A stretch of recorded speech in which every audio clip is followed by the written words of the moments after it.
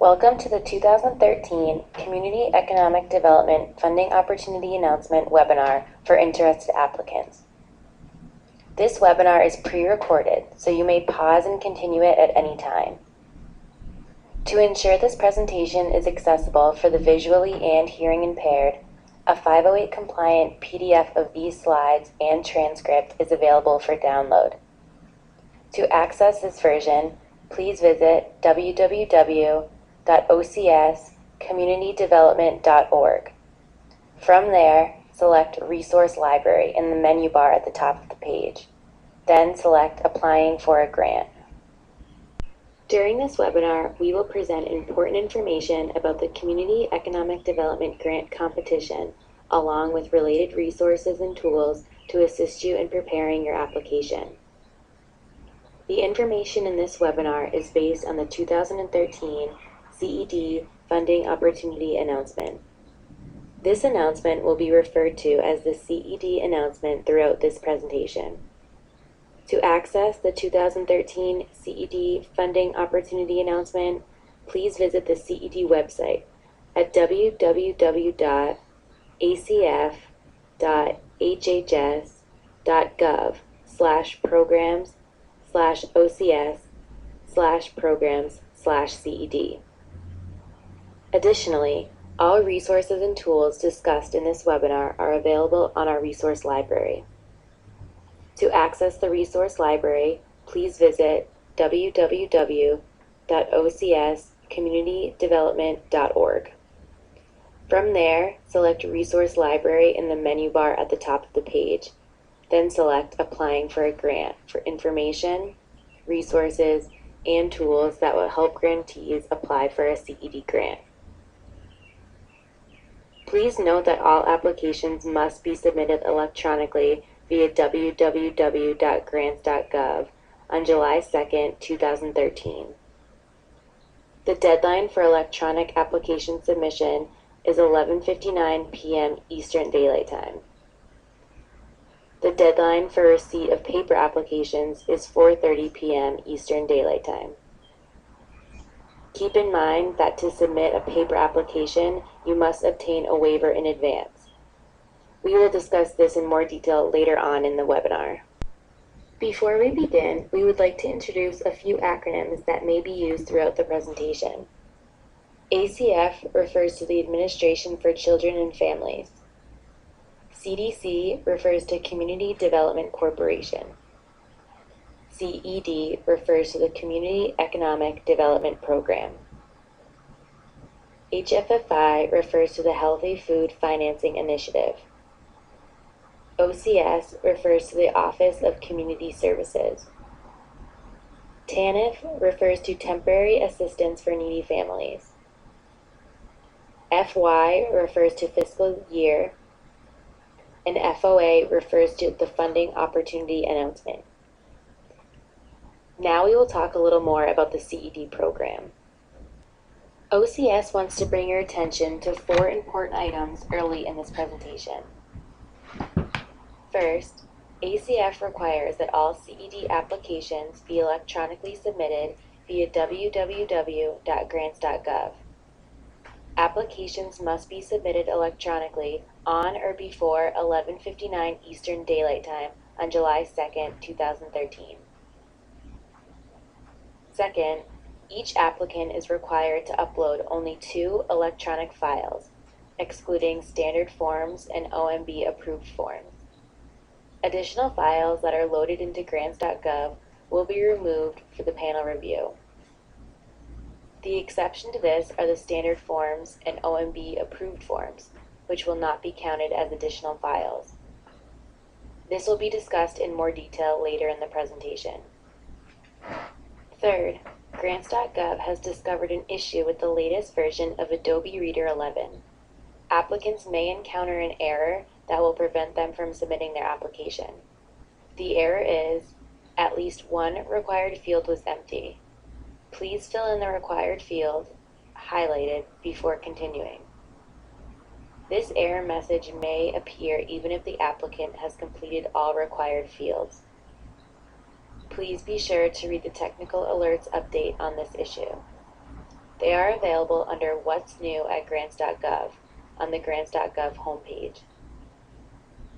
Finally, CED funding requests that exceed the award ceiling amount of $800,000 will not be considered for funding.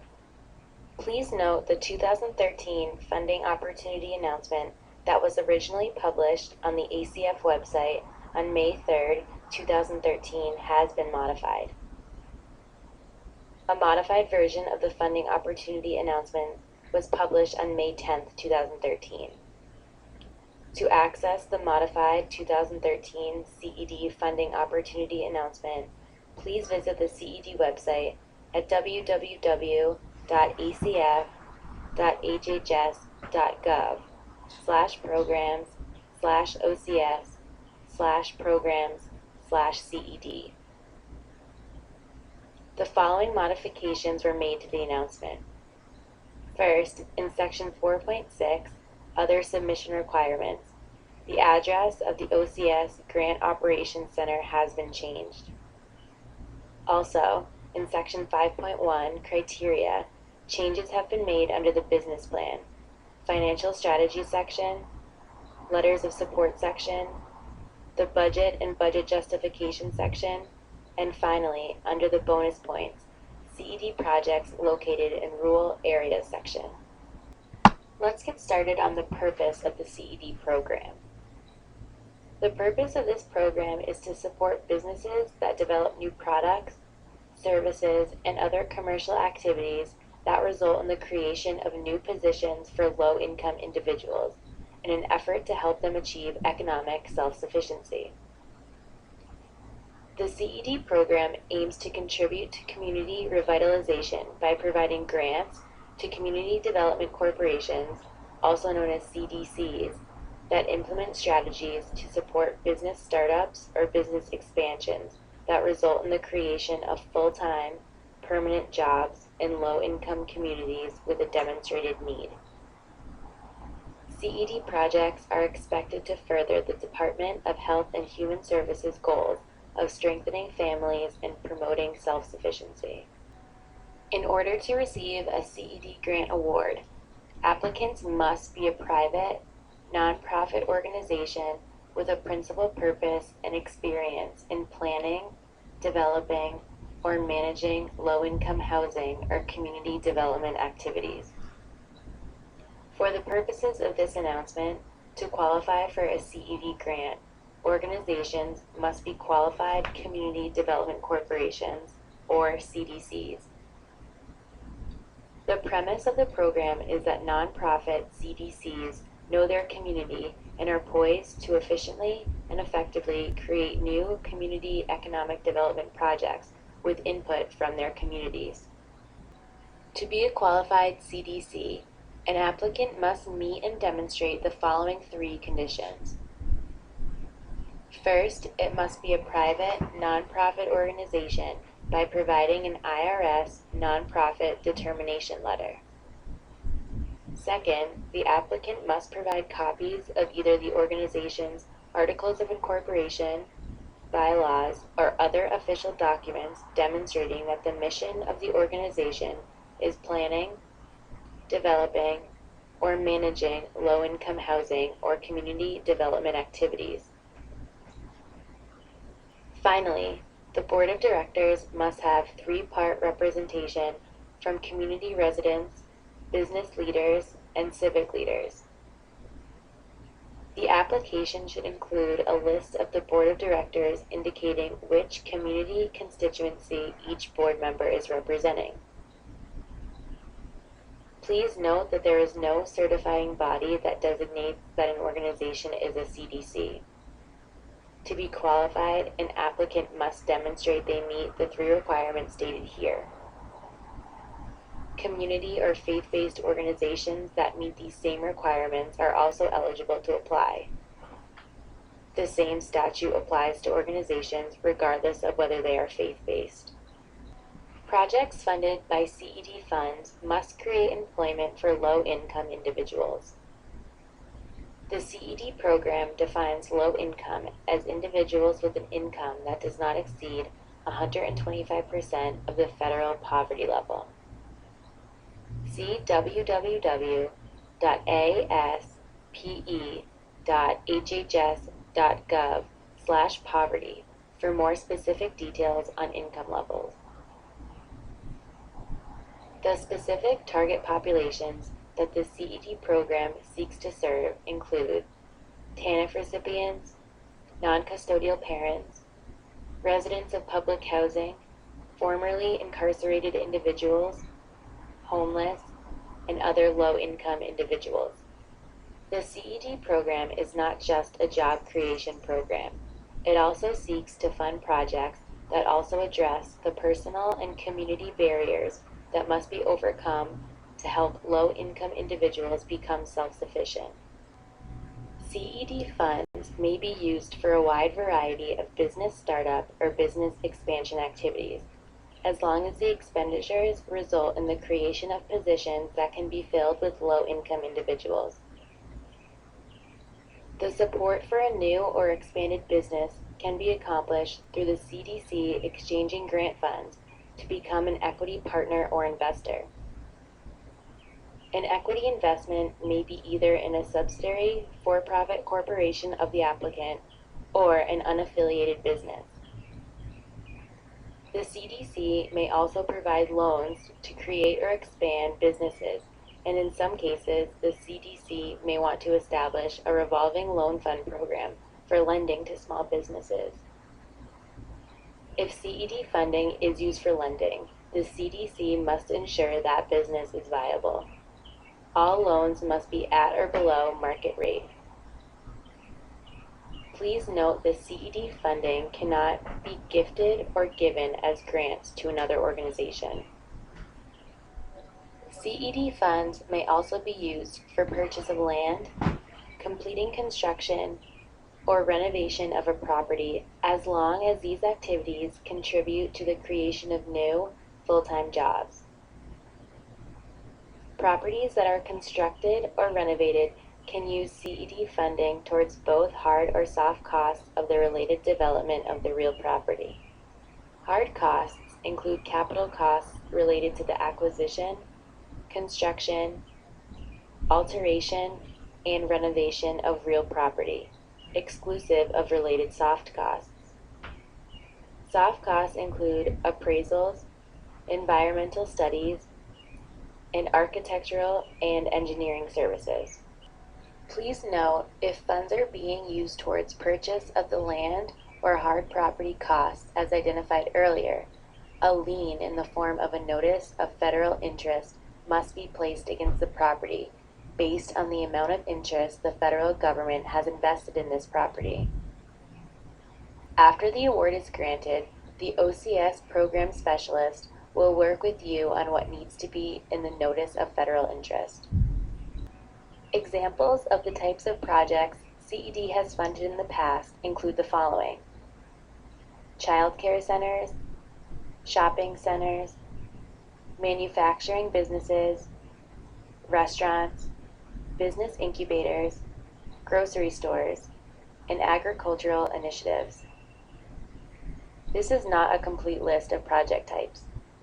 To get a better idea of what types of projects our grantees implement, please view current CED project abstracts at the link provided on this slide, or visit the CED website at www.achs.gov/programs/OCS/programs/CED and follow links to CED grantees. CED grant funds may not be used for reimbursement of pre-award costs, such as paying an individual or company to write a CED application. Additionally, CED funds cannot be used for the following: to provide subawards, to capitalize loan loss reserve funds, or to support projects designed to primarily support training and technical assistance centers without directly creating jobs. Keep in mind, limited job training and job placement activities can be supported in the context of modest training that may be provided specifically for the new positions created. For example, funds can be used to train a cashier for a specific position that has been created, but cannot be used to operate a general job training and placement program. Incubator development is allowable as long as the focus of the incubator is substantial and specific job creation for low-income individuals. Incubators that are established without walls are not supported by this announcement. CED funds cannot be used exclusively to support training and technical assistance centers as a means to create jobs. An average of 160 applications are received every year. For fiscal year 2013, there is $16.3 million available to fund CED projects. The maximum award level for individual CED projects this year is $800,000. The length of each project, also known as the project period, is up to 36 months for non-construction related projects and 60 months for construction-related projects. OCS anticipates funding approximately 22 CED projects this year. In previous years, both CED and CED HFFI projects were funded under the same funding opportunity announcement. This year, there are two separate announcements: the CED announcement and the CED HFFI announcement. Grant awards will not be made to the same applicant under both the CED and the CED HFFI announcements in FY 2013. Also, healthy food projects will not be considered for funding under the CED announcement. If you have a healthy food project, please apply under the CED HFFI funding opportunity announcement, which can be accessed through the CED website referenced on slide 2.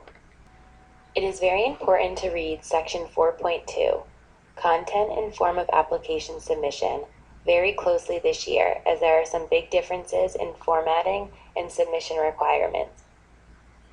Similar to last year, all applications must be submitted electronically using www.grants.gov. If you do not have an internet connection or the computing capacity to be able to upload large files, then you must request and obtain an exemption to submit a paper application. See section 4.2, Request an Exemption from Required Electronic Application Submission, for more details on requesting an exemption. Keep in mind, there may be some differences in application formatting and submission requirements for paper applications, so pay close attention to those in the funding opportunity announcement. For this webinar, we will focus on the requirements for electronic applications. This year, all applications, both paper and electronic, must be double-spaced and use 12-point font in Times New Roman. For applications that are not double-spaced or use a font size smaller than Times New Roman 12-point, ACF will use a formula to determine the actual number of pages that will be reviewed. The formula counts the number of characters an applicant uses when following the instructions and using 12-point Times New Roman, and then compares the resulting number with that of the submitted application. More details are provided in section 4.2 of the funding opportunity announcement. The only parts of the application that may have different formatting requirements are listed in section 4.2 of the funding opportunity announcement. These items include the project summary abstract, resumes, required standard and OMB approved forms, certifications, and assurances, budget justification, and scanned documents, which must be large enough to be readable. One of the biggest changes this year is that applicants must submit and upload all required elements and supporting documentation in 2 files, the project description and the appendices. The project description file is limited to 75 pages, while the appendices file is limited to 125 pages. These 2 files and page limitations do not include standard forms or OMB approved forms. These forms will be submitted separately as directed in the online system. Any other file submitted by applicants will be removed prior to the review process, so any additional files submitted will not be reviewed or scored by the review panel.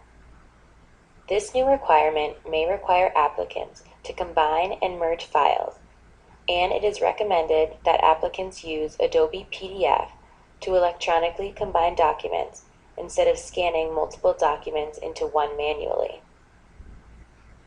We have also provided a resource on this slide which provides instructions and guidance on converting and combining files via grants.gov. The link to this resource is also provided on the 508 compliant PDF of this presentation. To access this version, please visit www.ocscommunitydevelopment.org. From there, select Resource Library in the menu bar at the top of the page, and then select Applying for a Grant. In the next 2 slides, we will discuss the details of what these 2 files must include. This is also outlined in Section 4.2 of the Funding Opportunity Announcement. The project description file is limited to 75 pages. Please review Section 4.2 of the Funding Opportunity Announcement for a full list of the items that need to be included in the project description file in the order that they should be included in. All items must be labeled, numbered, and organized clearly in the table of contents. Note that the project summary abstract and project budget and budget justification are the 2 items in the project description file that can be single-spaced. Keep in mind this is the narrative of your application, and it may include references to supporting documentation that may be included in the appendices file. In such instances, applicants should provide clear references using item name, location, and page numbers. For example, you may want to include a summary of the market analysis in the project description, but the actual market research and data may be included in the appendices file. The appendices file is limited to 125 pages. Please review Section 4.2 of the Funding Opportunity Announcement for a full list of the items that need to be included in the appendices file and the order that they should be included in. All items must be labeled, numbered, and organized clearly in the table of contents. You can refer reviewers from the project description file to the appendices file to accommodate space limitations. Please note that resumes included in the appendices files can be single-spaced. It is extremely important for applicants to read this year's Funding Opportunity Announcement very closely and submit all the required information and forms outlined in the Funding Opportunity Announcement. This information determines an applicant's eligibility for CED grant funding. If applicants fail to include any of the requested information, it may reduce or eliminate their chance of receiving a CED grant. Additionally, it is strongly encouraged for all applicants to review the definition of terms and utilize the checklist provided in the Funding Opportunity Announcement to ensure you have submitted all required materials. Applicants can find the definition of terms in Section 1 of the Funding Opportunity Announcement and the checklist in Section 8 of the Funding Opportunity Announcement. The project description in Section 4.2, Content and Form of Application Submission, provides a description of project requirements, and Section 5.1 provides the information on how each criteria is evaluated and ranked in competition with other applications. It should begin with a project summary abstract.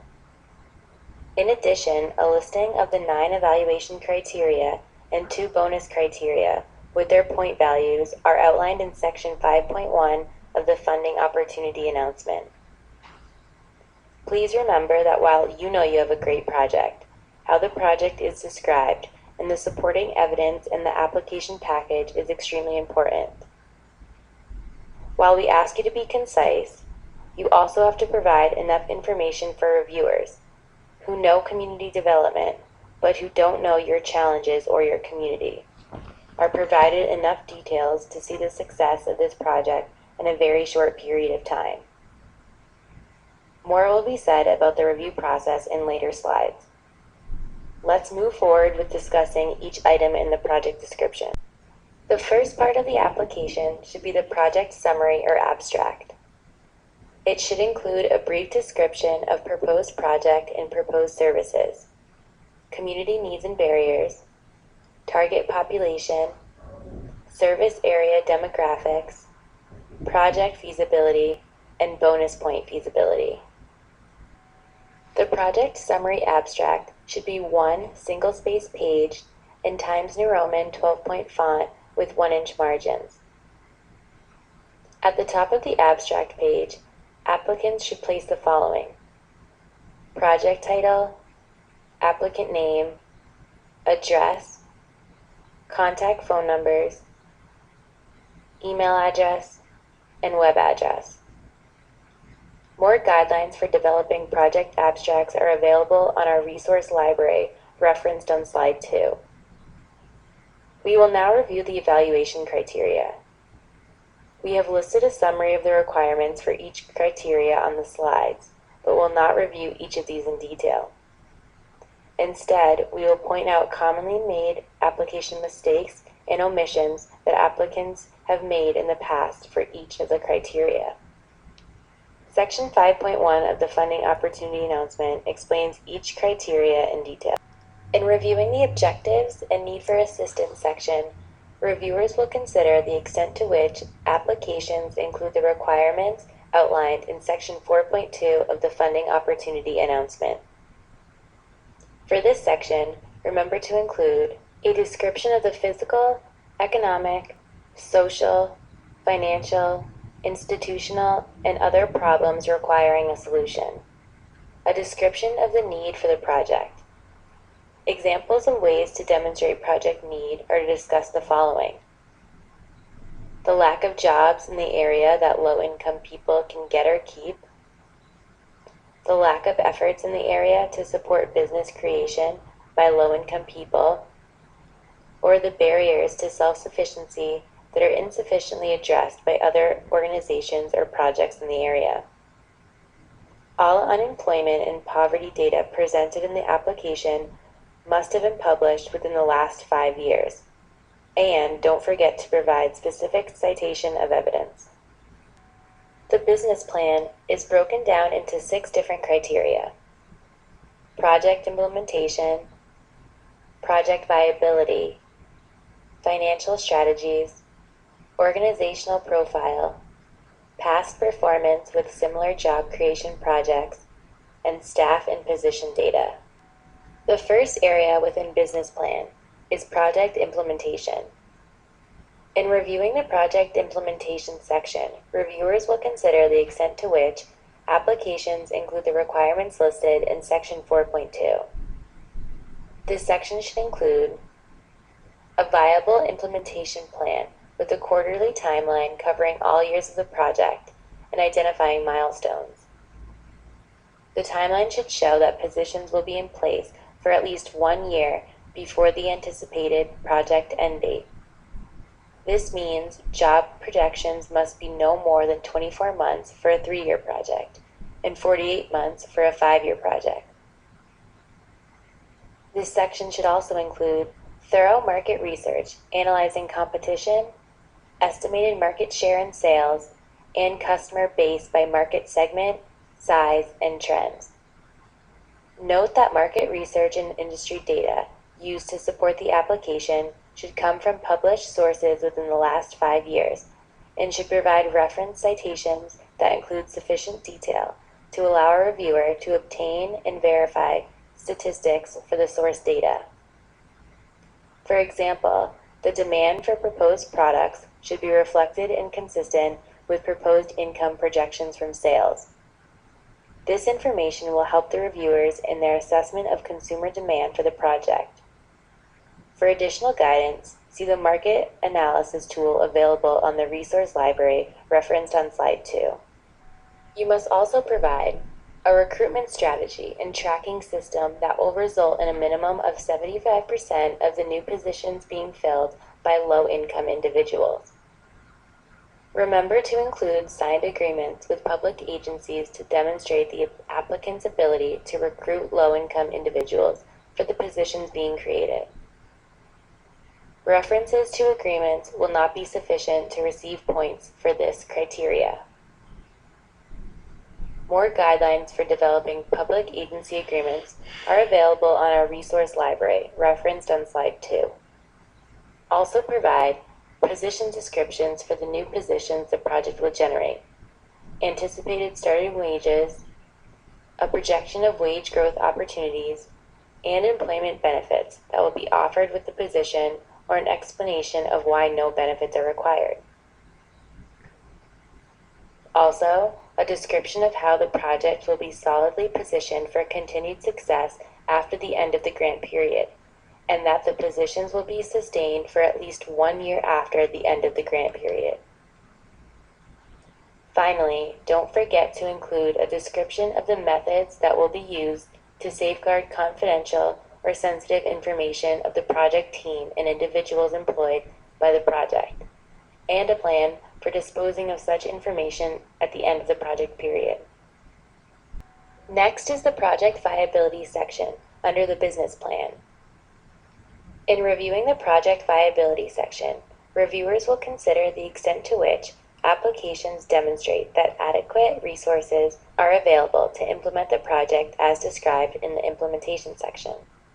For this section, remember to describe in detail all of the activities necessary for the success of the project and show they are consistent with the project's scope, scale, and projected outcomes. Demonstrate the staffing, facilities, equipment, and supplies and funding identified to support each activity are reasonable for the project's scope, and show these resources have been secured, or describe how they will be secured if the project is funded. Identify any competing activities that might reduce the availability of the resources for this project. If the applicant does not need outside resources to carry out the project, the application should clearly explain how each part of the project will be accomplished using CED funds and resources provided by the applicant only. Finally, proof of site control, which includes all of the following documentation. Documentation of the specific property location, including address, city and state. Documentation of a signed and dated deed or lease agreement or contract for sale of the property between the applicant and property owner, and documentation in the agreement of the terms of the agreement, use of premises, and description of the site. This includes prior use or new property, square footage, and use of space for the project. In this section, applicants must demonstrate the organization's capacity to manage federal funds by providing financial statements for the last 2 years, showing an operating budget consistent with the amount of funds requested, and describe how the financial management system complies with 45 CFR Part 74 and is consistent with generally accepted accounting practices standards. If the applicant proposes to use any portion of the CED funds as an equity stock investment, the application should demonstrate that any equity stock investment agreement will be in compliance with federal administrative regulations for intangible property. To demonstrate compliance, an equity stock investment agreement includes the purposes for which the application will make the equity stock investment, the type of equity stock transaction, such as a stock purchase, the cost per share and basis on which the applicant derives the cost per share, the number of shares the applicant will purchase, the percentage of applicant ownership in the business, and the term or duration of the agreement. If the applicant proposes to use any portion of the CED funds for a loan or a revolving loan fund, the application must identify the specific business or businesses that will receive the loans and demonstrate how loans will be made in compliance with all program requirements. Next is the financial strategies section, which is under the business plan. In reviewing the applicant's financial strategies, reviewers will consider the extent to which applicants demonstrate that the project will be economically feasible by the conclusion of the grant period in either 3 or 5 years. The financial estimates must be grounded in solid assumptions. This can be accomplished by providing a narrative discussion about the necessity, reasonableness, and allocation of the proposed costs. A convincing narrative would include a discussion of each line item and a calculation for each budget class, along with estimation methods, quantities, unit costs, and other similar details sufficient for a verification of the calculation. The narrative informs reviewers of your financial assumptions and the reasonableness of your project cost and revenue projections. The financial plan should show that the project will be economically feasible by the conclusion of the grant period and for at least 1 year thereafter. Examples of documents provided by successful applicants in the past are profit and loss forecasts, cash flow projections, balance sheets, and sources and uses of fund statements for all funds available to the project. Documentation is further enhanced when it includes details about both CED and non-CED funding sources, if applicable, and itemizes expenses by funding source. In this section, the application must also show that the cost per position convincingly meets the cost per position thresholds outlined in the announcement. Cost per position for non-construction projects should not exceed $20,000 per position and $25,000 per position for construction projects. The cost per position is calculated by dividing the total CED funding requested by the number of jobs to be created. For those projects that do not involve any non-CED funding, the application must show their ability to carry out the project successfully with only CED funds. If non-CED financing is required, then the application should provide evidence that all capital requirements have been met through financing, cash, or in-kind contributions. The key is to provide letters of commitment that are not conditional on other funding or financing. Although matching or leveraging other funds is not required to receive CED funding, the most successful projects tend to leverage non-CED sources of funding. For projects involving construction, financial plans must include all construction aspects of the project, including property acquisition costs, pre-development costs, architectural costs, engineering costs, environmental study costs, costs for building permit acquisition and use, occupancy costs, and hard construction costs. Next, we have the organizational profile section, which is also included in the business plan. In reviewing the applicant's organizational profile, reviewers will consider the extent to which applicants include the requirements in Section 4.2. Applicants that do not have prior experience carrying out similar projects as the one proposed should partner with a more experienced CDC to augment their organizational profile. For this section, remember to demonstrate the organization, its staff, and its project partners have sufficient and relevant experience and success in developing and operating a business or businesses similar to that to be conducted under the proposed project. Projects without experience with economic development projects similar in size and scope to those proposed in the application must provide evidence of a viable partnership with a more experienced partner. If the applicant proposes to partner with organizations that will directly or indirectly spend CED funds, the application must include a signed partnership agreement between the applicant and the project partner that includes a description of roles and the relationship between the applicant and project partner. References to agreements will not be sufficient to receive points for this criteria. The agreements must be referenced and described in the project description file, and the actual signed letter should be included in the appendices file. In reviewing past success with similar job creation projects, reviewers will consider the extent to which applications include the requirements outlined in Section 4.2 of the Funding Opportunity Announcement.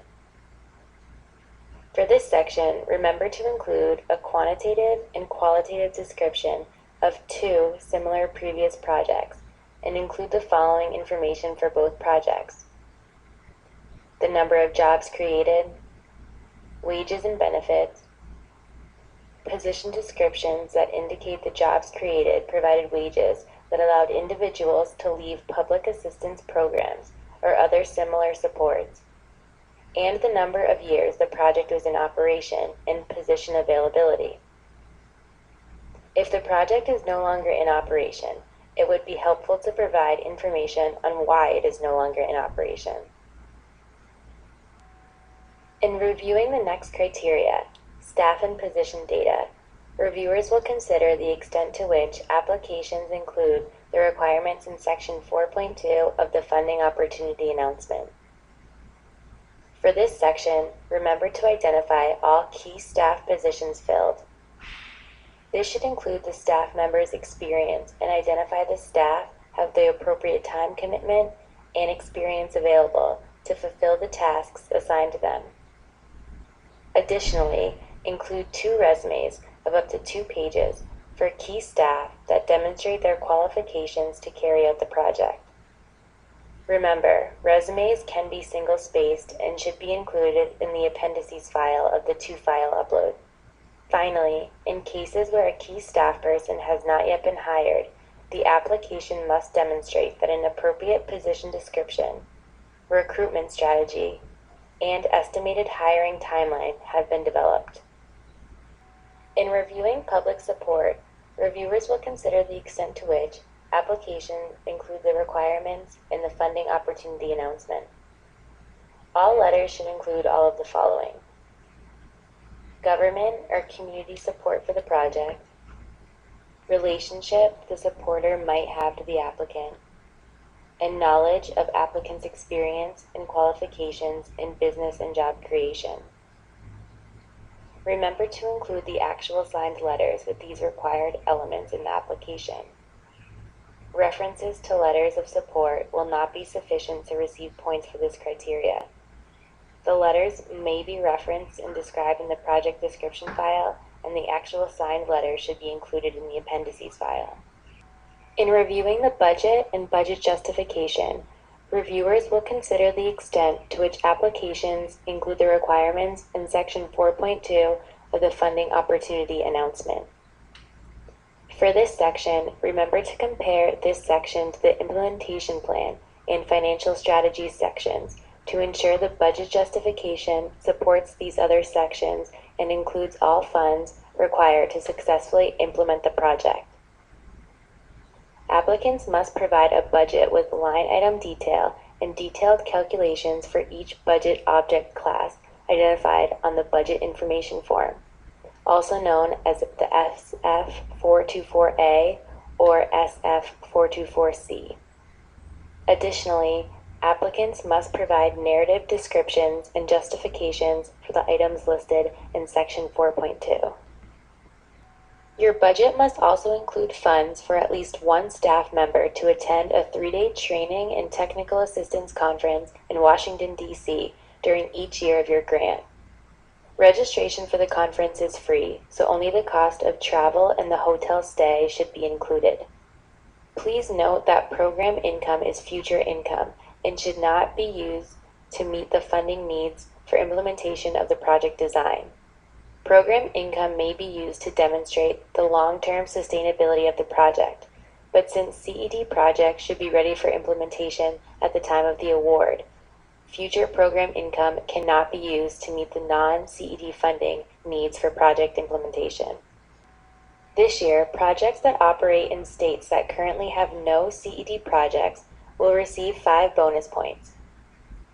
For a list of these states, see bonus points in Section 5.1. Finally, projects located in a rural community or that plan to hire low-income individuals from rural communities to fill positions created will receive 5 bonus points. You must provide evidence that shows that a community is rural based on the White House's Office of Management and Budget definition of rural. This definition is provided in Section 5.1 of the Funding Opportunity Announcement. All applications must be received by 11:59 p.m. Eastern Daylight Time on July 2nd, 2013. Applications submitted after this deadline will not be reviewed. In addition, all organizations must have a valid Data Universal Number System, or DUNS number, and you must update your registration with the Central Contractor Registry, or CCR, annually. Applications submitted by an authorized organizational representative that do not have a current registration with the Central Contractor Registry will be rejected by grants.gov. We strongly encourage all applicants, both new and existing, to review this information well in advance of the application deadline, as we will not be able to extend the deadline and you will not be able to apply without a valid DUNS number. Applications are required to be submitted electronically through the Internet web portal at www.grants.gov. Applicants submitting applications electronically do not need to provide additional copies of their application materials. Electronically submitted applications will be considered late and disqualified if the date or timestamp is after 11:59 p.m. Eastern Daylight Time on July 2nd, 2013. Detailed instructions on submitting applications electronically are available on the grants.gov website. Please note that the registration process for grants.gov can take up to 5 days, so all applicants, both new and existing, are strongly encouraged to review this information well in advance of the application deadline. If you encounter any trouble submitting your application, you must obtain a ticket number directly from the grants.gov help desk. A ticket number from the grants.gov help desk is required for all waiver requests. ACF may extend an application due date and receipt time when circumstances such as natural disasters occur, such as floods or hurricanes, when there are widespread disruptions of mail service, or in other rare cases. The determination to extend or waive due date and receipt time requirements rests with ACF's Chief Grants Management Officer. Applicants are required to submit applications electronically unless they have received an exemption in writing from the ACF Grants Officer. Details about how to obtain waivers are described in the funding opportunity announcement under Section 4.2. If a waiver is granted, hard copy applications are due at 4:30 p.m. Eastern Daylight Time. Refer to the funding opportunity announcement for the address to submit the application. Every application from a qualified CDC will be reviewed if it is submitted on time and is not over the maximum funding level of $800,000. No more than 2 files will be provided to the panel to read and review. Once an application passes the initial screening, it will be reviewed and scored based on its responsiveness to the evaluation criteria in Section 5.1 of the Funding Opportunity Announcement. It will be reviewed and scored by a panel composed of non-federal community economic development professionals and other social service professionals. These reviewers are experts from around the country who have knowledge and skills in areas such as job creation, community economic and business development, banking and lending, and nonprofit management and social services. The application will be reviewed for content completeness. Therefore, a very important aspect of the application is the inclusion of all documentation needed to support written statements. For a detailed list of requirements, please read the funding opportunity announcement closely. The easiest way to make certain your organization is covering all of the bases is by completing the application checklist presented in Section 8, Other Information of the Funding Opportunity. Highly ranked applications are not guaranteed funding. Reviewers' scores weigh heavily in funding decisions, but are not the only factors considered. There are several other important factors taken into consideration, such as projects previously funded for the same work and same target area, applicants with management or financial problems, applicants' past performance on any OCS grant, and geographic diversity to ensure funds are distributed around the country as best as possible. All applications will be notified by email no later than September 30th, 2013 from Grant Solutions. Grant Solutions is a comprehensive grants management system provided by the Grants Center of Excellence. The next slide provides an example of what the email notification will look like. This is an example of what the award email notification will look like from Grant Solutions. In addition to the funding opportunity announcement, we have put together additional resources and tools to aid you in applying for a CED grant. For more information about this year's funding opportunity announcement, please visit www.acf.hhs.gov/programs/OCS/programs/CED. To access additional tools and resources to help you in preparing your CED application, please visit www.ocscommunitydevelopment.org. Click on Resource Library and then select Applying for a Grant. Applicants should keep in mind that these resources are designed to aid you in submitting an application, but do not replace or take the place of the information and requirements presented in this year's funding opportunity announcement. This year's funding opportunity announcement should be reviewed closely and all required information should be provided in your application. This concludes our presentation. Thank you for your time, and we look forward to receiving your application. If you have additional questions, please contact us via email at ocsregistrar@icfi.com. We will post all questions and answers weekly on our resource library.